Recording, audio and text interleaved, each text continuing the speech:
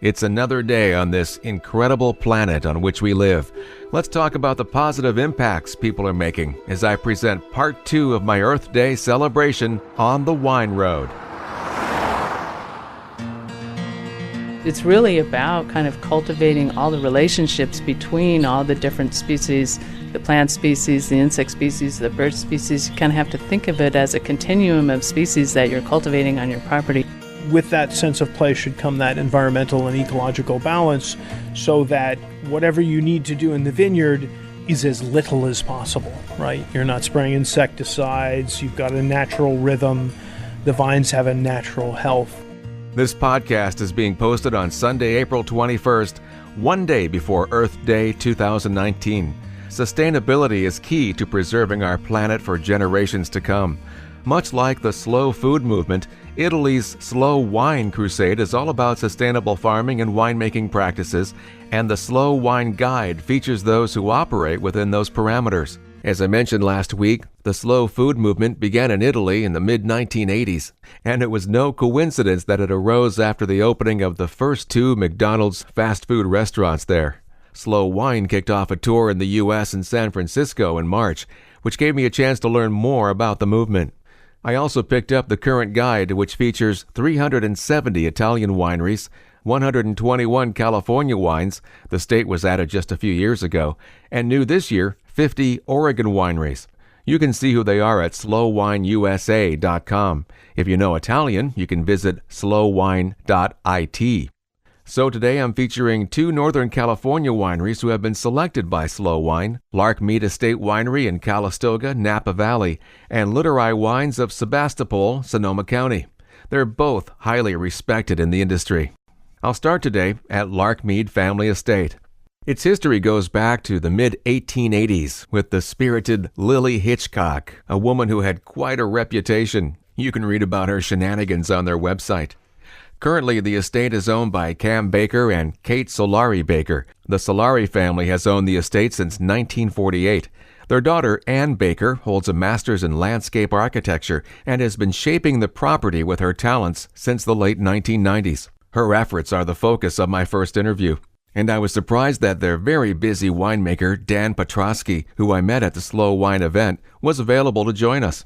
I'll start off with Ann. The one thing I like about Larkmead, especially as I'm walking around and on the website, is the artwork from your mother. Yeah. She does some really wonderful mixed media and paintings inspired by the land here. Yeah. And then I thought, well, in a sense, you are an artist too, because you are bringing a grander design here, and this is certainly artistic work you're doing with the landscape. Right. Well, no, we definitely influence each other. Like, one of my inspirations for the garden here is some of her really amazing pastels. Like, there's one of grasses that's in the house across the street that has all this light in it and all these different colors and textures, and so that was something that I wanted to bring into the winery, and it's immediately part of the entrance experience. Is just colors and movement and grasses and just a little bit of wildness, but also this kind of refinement of bringing all these kind of things together.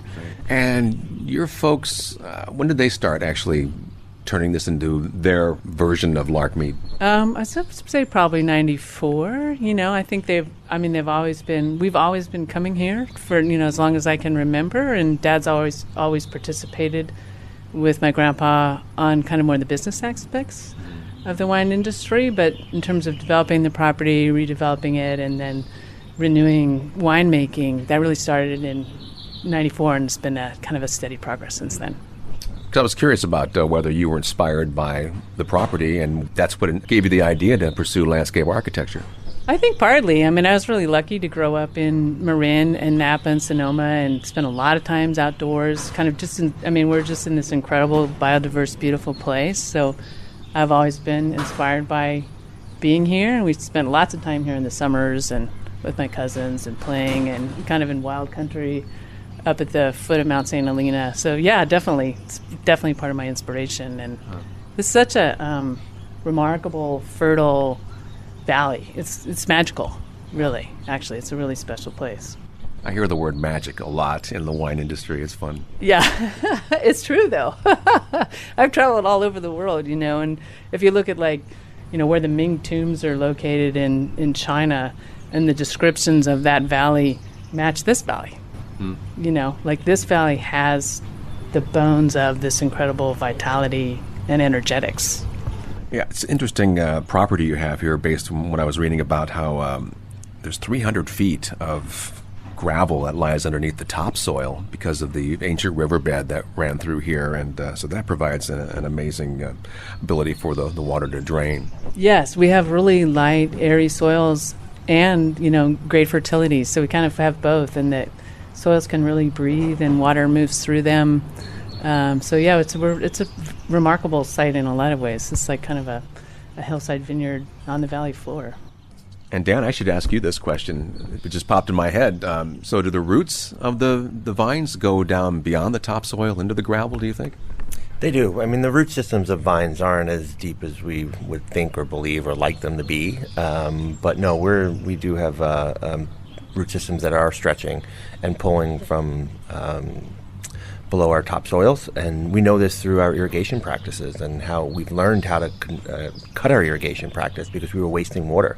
We had such drainage in our soils that we would irrigate for a couple hours and realize that after 2 or 3 hours of irrigation we were just wasting water. There was no more available water source in the root zone at that point. So we learned a lot about the depth of our soils and the depth of our root zone through our irrigation practice over the last 10 years.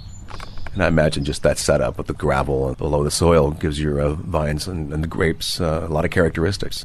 Oh, we're blessed with the diversity of soil profile here that allow for an incredible textural experience in our wines. I think soil is the biggest impact on our textures of tannins and acidity and freshness. So with soils that are gravelly, that are clay-based, that are sand, silt, and loam, we are probably one of the most diverse soil profiles in the valley, which allows us to make a breadth of diverse wines. Six total wines come from the property. And what did I read? There's 7 different soil types here on the property? Yeah, there's easily 7 different soil types. Yeah, I don't know if you can list them all. Well, you got through a few of them there. Well, we have the 3 main soil types that are based in Napa Valley are Pleasanton loam, Bale loam, and Cortina gravel, and that makes up over 80% of our total soil profile.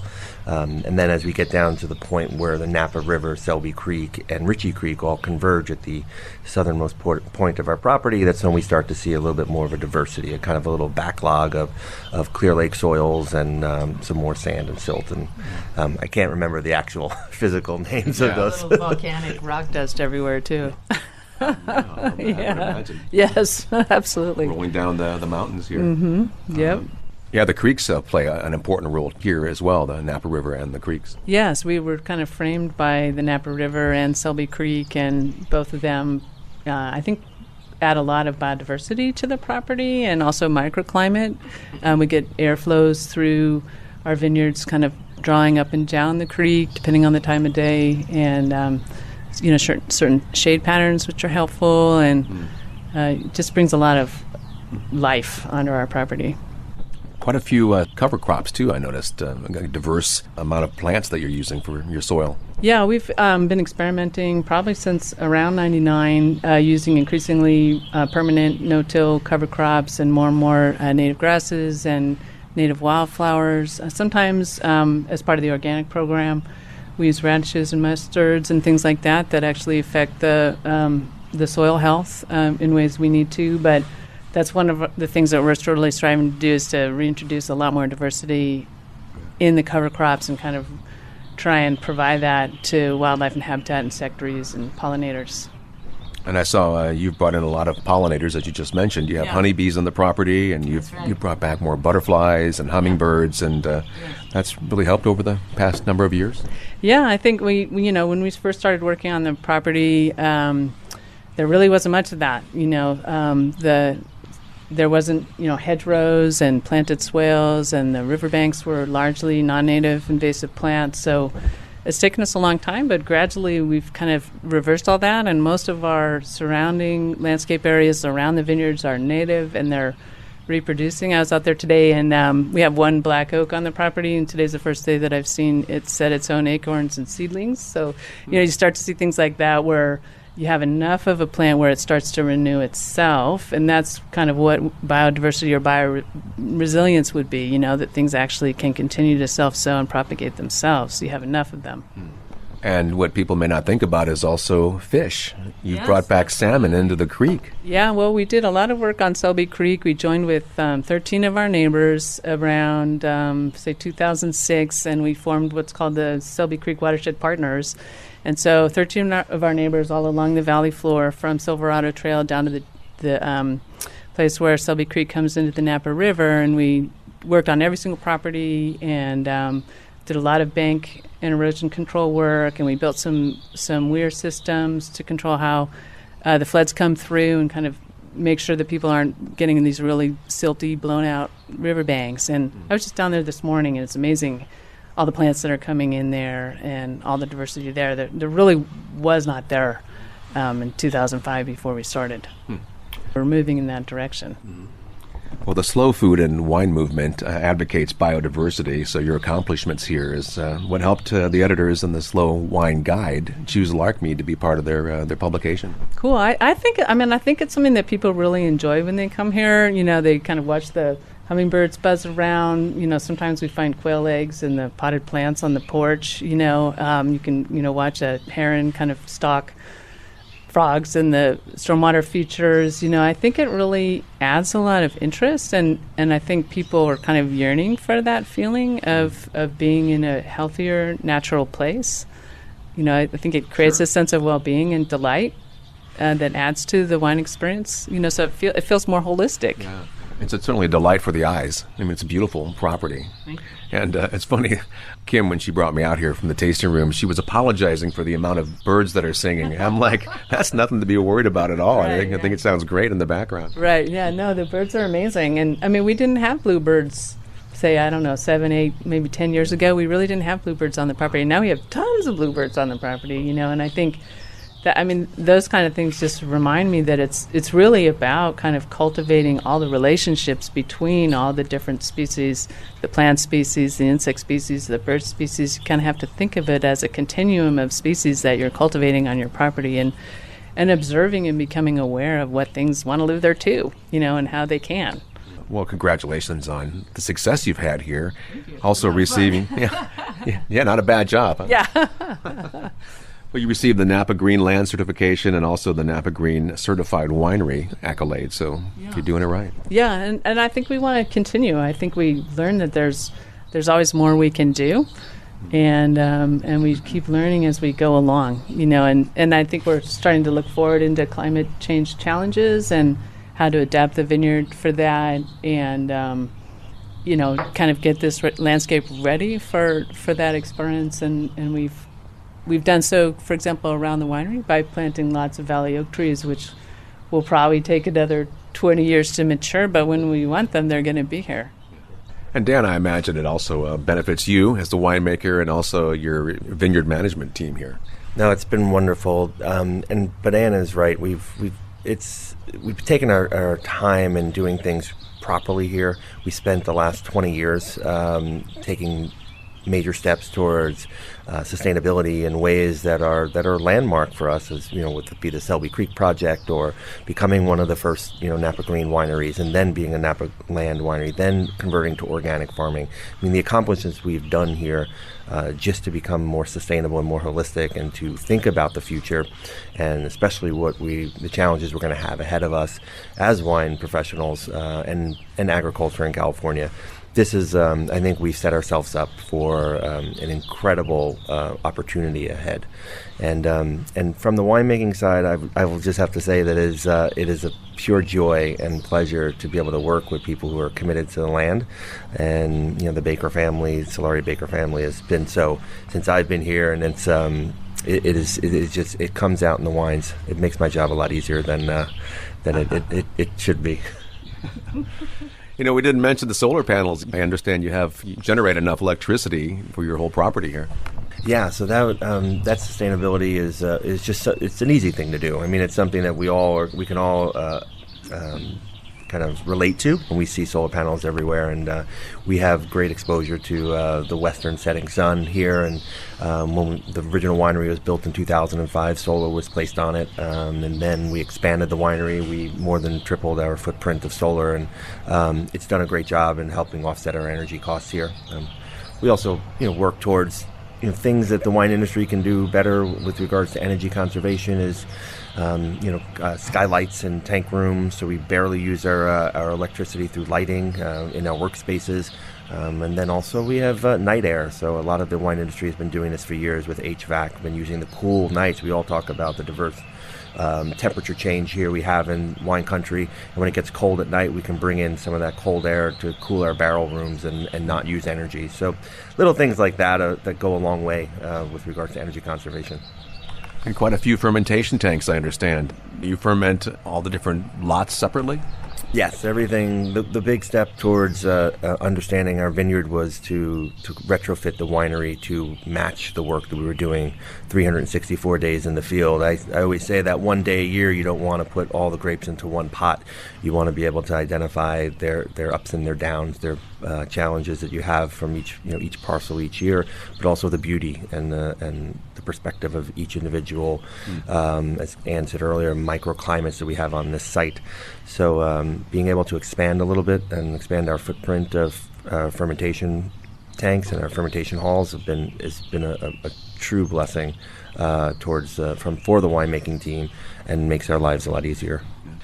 Well, Anne, we should certainly give a lot of credit to your parents, Cam and Kate, who kind of had the foresight to do what they've done here. Yeah, my parents have worked incredibly hard and really followed through on a vision to kind of recreate Larkmead as it was in the 20s as one of the best wineries in the valley, and hopefully one of the best in the world, and have always emphasized quality and good relationships and teamwork, and just worked untiringly, really, to bring this back into what it is today. And I think we're just, we're not done yet. We have so much more growth to do, and I'm looking forward to continuing their success. Yeah.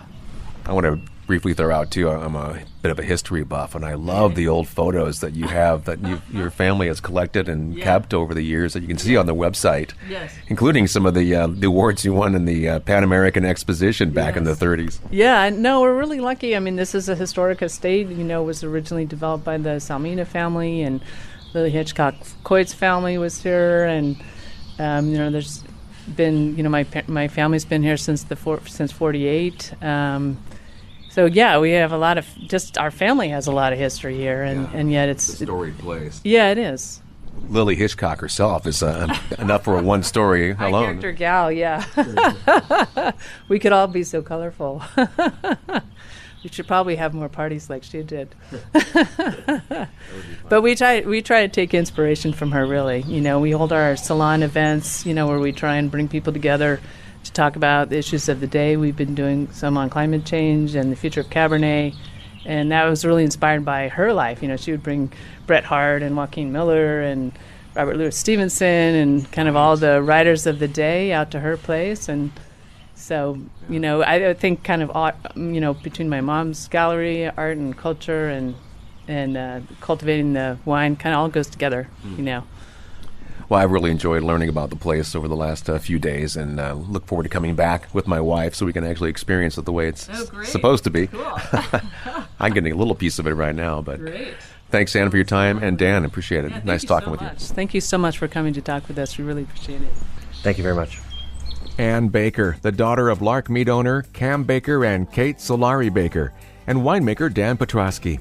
Their website is full of interesting content about the history of Larkmead, including some eyebrow-raising details of the bourbon-swilling, cigar-smoking, poker-playing Lily Hitchcock, of the original family on the property. Visit larkmead.com. I can't say enough nice things about Kim, Dan, and the entire staff at Larkmead. They were very accommodating. Up next, we'll travel over the mountain to Sebastopol and visit with Ted Lemon of Littorai as On the Wine Road continues.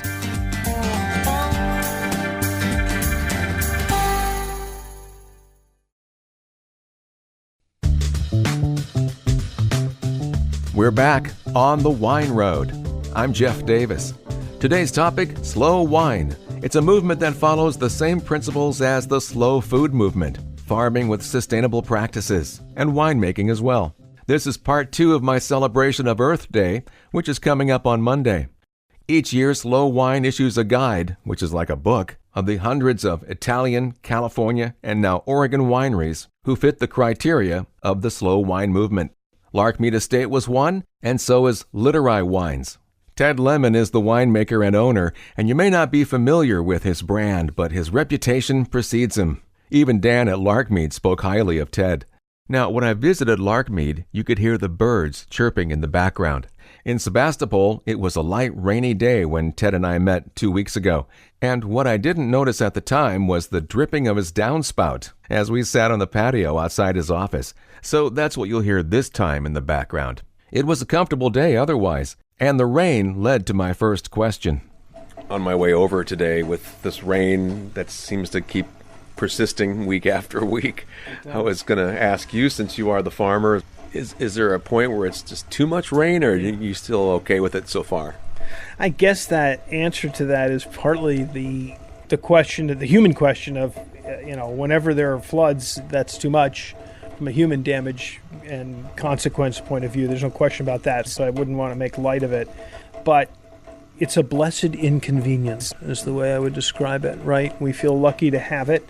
If it's interrupting work, well, so be it. That's just the way it is. I mean, you see today with the crew's out, it's raining, but we're plugging along on stuff that can be done. So we're happy to have it.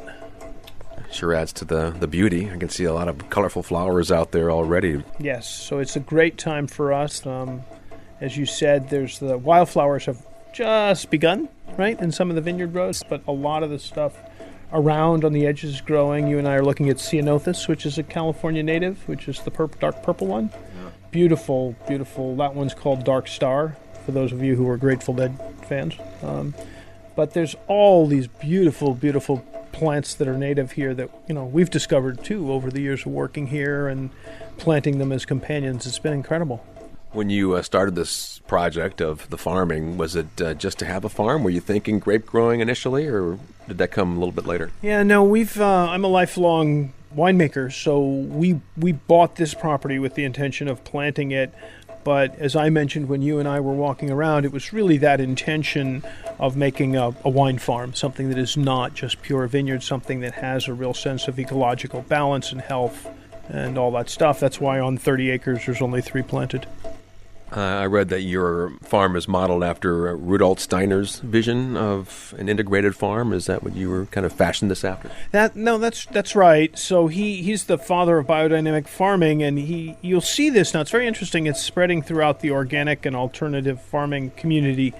They'll start to use this language much more now of the self-sustaining farm or the farm individuality or what other. And that's really what it's all about, trying to create a sense of place, and with that sense of place should come that environmental and ecological balance, so that whatever you need to do in the vineyard is as little as possible, right? You're not spraying insecticides, you've got a natural rhythm, the vines have a natural health that helps them resist everything, because in all living things, the question is never, is disease present, right? Disease is present in all living things. The question is, does it express itself? And so if you can keep a plant or a human healthy so that disease does not express itself, then you're a happy person. You mentioned it's as little work as possible, but you certainly put in a lot of work around here. That the compost piles that you have are massive. Yeah, I mean, it's not to say that there isn't work, but all of that is sort of, I hope, the background work where you create healthy soils through your own compost. And so, again, you don't have to do more.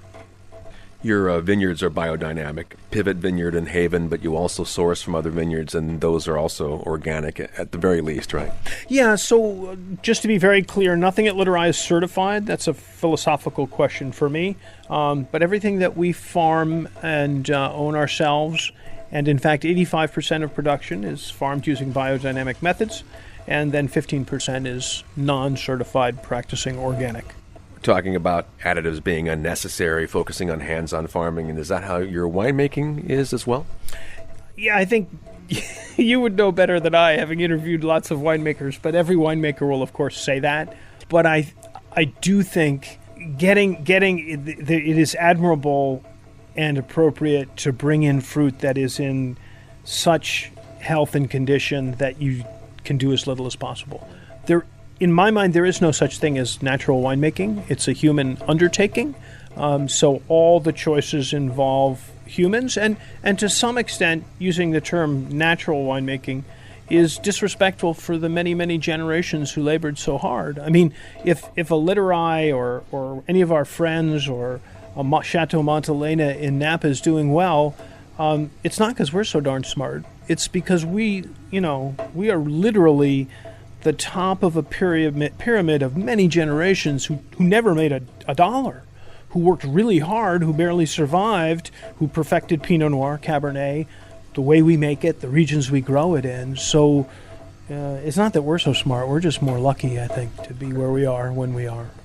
I think a lot of it has to do with the vineyards itself. I mean, some certainly provide much better grapes that make an awesome wine, and some places it's a little more challenging. For sure, and I don't mean to minimize that. You're absolutely right. I mean, it's all about that real estate and what's the exposure, what's the drainage, is the right material planted there, right? It can be a great vineyard, but if you have the wrong clone or the wrong variety, it's not going to work. So you're absolutely right. But you're better off if you don't have to do a whole lot in the winery, and I like that French term. The hardest thing to do is nothing at all. Yeah, to do nothing, absolutely, and that's true, especially when you're young in your career. You want to do something. You've gone to enology school. If you've learned all these things, and it's like, oh no, something's a little off. It's not quite normal. I want to go do X, Y, and Z. And I think experience helps, don't you, with that? I mean, I think it's true in all professions. Experience helps to guide you to be not so reactive and to recognize that the natural course of a fermentation or of aging is going to be individual every time. I was glad I got the invitation to go to the Slow Wine event back in early March, and opened my eyes to a lot of things. And I'd heard about the slow food movement, but did not know it was getting into the wine industry. And I understand that you've been chosen as a California winery since they first welcomed California wineries into their slow wine guide. Yeah, I can't remember the exact details, but they came to see us as they were thinking about expanding both the guide beyond Italy and looking at the States. And we just felt it was important to support the movement because it is a great way to expose things like the Gravenstein apple to a wider audience of people who might not be aware of its status, the fact that there's not a lot of Gravs left, etc. And, of course, applied to any number of foods or crops. And it really felt like, regardless of whether it brought anything to Littorai in terms of visitors or consumers, it was important to support it. Yeah.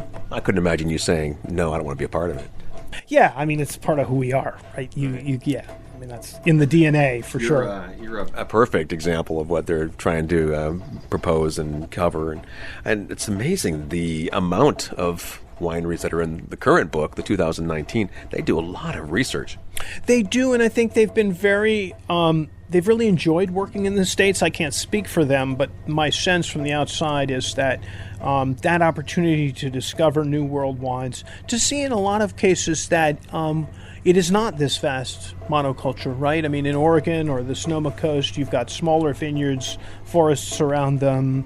It's a, if I can say so, it's a healthier farming landscape, perhaps than some of the classic regions where you have, a lot more concentrated acreage. So I think they've enjoyed it.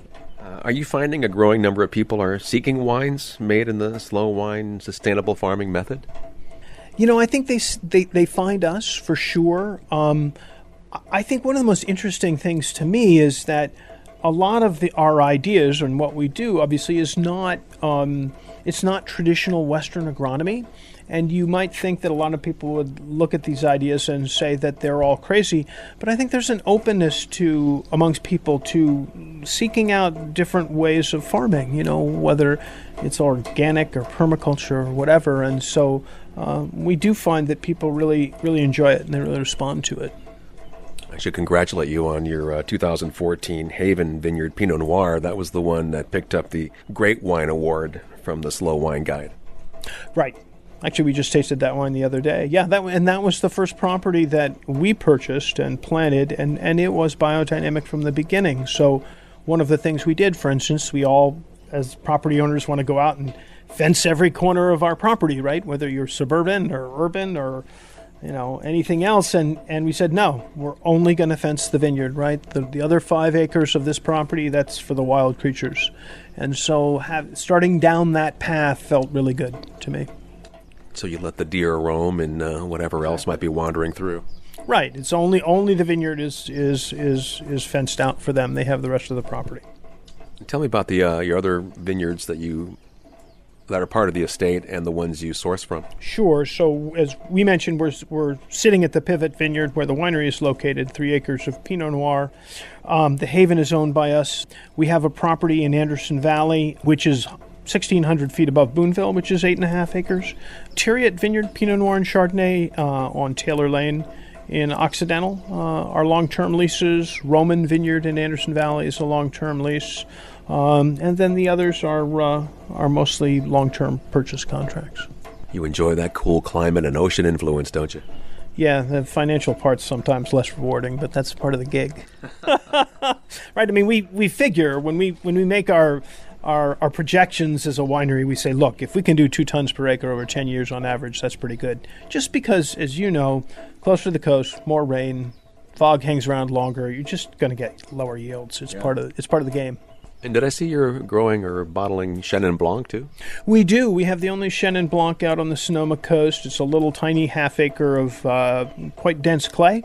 I didn't think it was appropriate for Pinot and Chardonnay, so I've always loved Chenin, and I thought it'd be a fun thing to do, and we've really enjoyed doing it. It's a lot of fun. I didn't get a chance to try his Chenin Blanc, but he did take me through a few of his Pinot Noir vineyard designates, and they were very nice. A good balance of fruit and acidity. It's a delicious example of cool climate wines. I liked Ted's response when I asked, is he making any new plans, or has he dialed it in? I don't think anybody ever dials it in. We're at about 5,000 to 7,000 cases. Great size for us. We're not going to grow, that's for sure. We'll become more and more estate over time, but slowly, because that's expensive, etc. So vine age is a big deal. So having older vines now is really helpful for us. Mm-hmm. The support of our crew. We were I don't know if we mentioned this, but we're a bootstrap winery. There was no family fortune behind Littorai, and there are no investors. So it's very part of what we see as progress is the human sustainability by that. And what I mean by that is we've always been very lean and mean, right? But several years ago, we added health insurance for not only the employees, but all their families. So the whole families are covered. Then we added a retirement plan with a match from the company. So that kind of driving forward is also really important to me, that we continue to make sure, and you know this as well as I do, that people can afford to live in Sonoma County, which is a challenge, that we're supporting people in the right way, especially in the vineyard crew. That feels really, really important to me.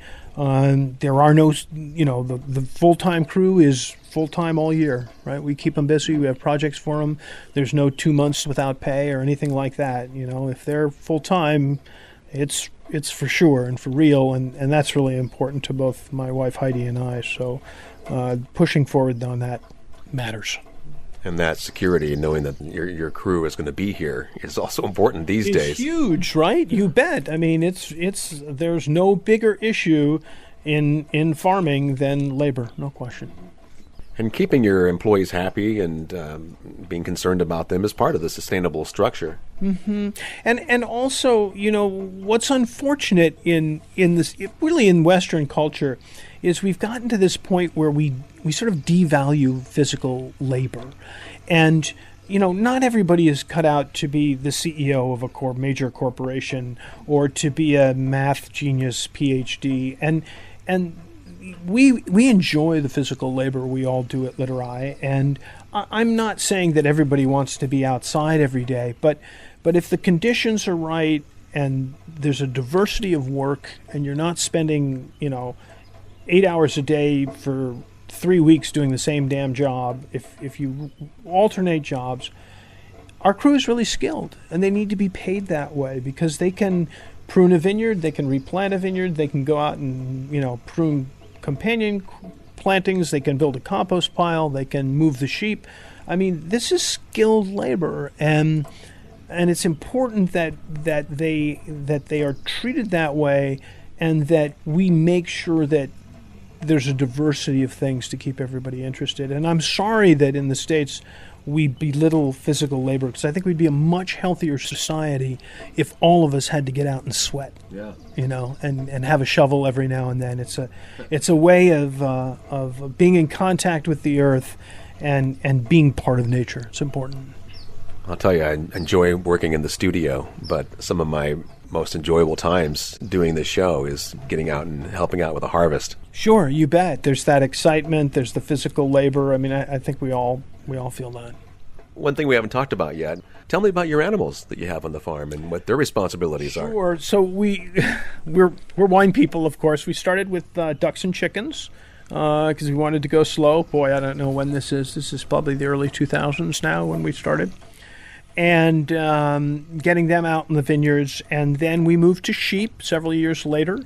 And then finally to cows, so about 35 sheep which graze the vineyards. The cows, not so much the vineyards, they're more the open fields, etc. But it's really, the value of the sheep in the vineyard is really incredible. You get greater species diversity. Of course, you get the fertilizer from the sheep manure.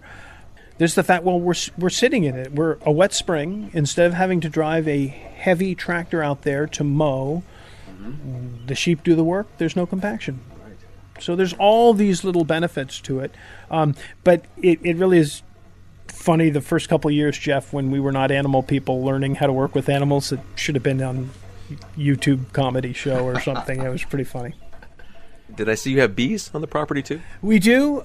We used to do honeybees, and we let those go back to nature because we didn't like the hive thing, and we didn't really want to collect the honey with honeybees under attack. So we do only native bees now, so non-honey producing native bees, which we have learned how to encourage through hives, etc. It's called osmias. Well, both osmias and leafcutter bees.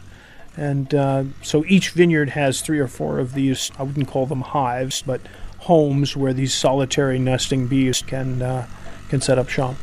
They're still doing their job pollinating them. They are among the most efficient pollinators in the world. They're incredible. They're small black bees. I encourage anyone in your audience to look them up. They can easily have them in their home. You can get these little starter kits, and they have no interest in us. They'll buzz in and out. They don't sting. And they have very short lifespans, but they are very systematic in the way they pollinate crops. I didn't know you could adopt them like that. Yeah, they're very simple. They cannot make their own holes, so they need a carpenter bee or a termite or ants or someone to have made a hole in dead wood, and they rely on that. But once you set up and encourage them, they just do their own thing. They're quite extraordinary. They no pollen pockets. They're covered with hair, and so they're incredibly efficient pollinators because they're just bathing in it. It's a bacchanalian fest, if I could say that. Yeah, right. As a winemaking man, that's a good term, yeah. Well, I admire what you're doing here, and I know you have great respect in the industry, so keep up the good work. Thanks. Thanks for coming to see us. What a great guy. And you can tell Ted's lifestyle suits him well. I'm sorry I didn't get a chance to meet his wife and partner, Heidi. You can find quite a bit of information about the farm, the wine, and the family at littorai.com, LITTORAI.com. And learn more about the Slow Wine movement at slowwineusa.com. They're also on Facebook under Slow Wine and Slow Wine Guide. I hope you've been inspired these last 2 weeks listening about sustainable practices here on the Wine Road. Let's all put a little more effort into treating the earth thoughtfully. It's the only home we have. Find more interviews on my website, onthewineroad.com, and as a podcast, on the Wine Road Podcast. I'm also on Facebook. Thanks for joining me again on the Wine Road. I'm Jeff Davis.